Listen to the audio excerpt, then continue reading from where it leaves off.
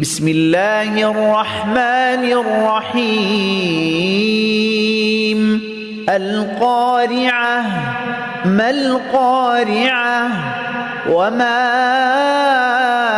أدراك ما القارعة يوم يكون الناس كالفراش المبثوث وتكون الجبال كالعهن المنفوش فأما من ثقلت موازينه فهو في عيشة راضية وأما من خفت موازينه فأمه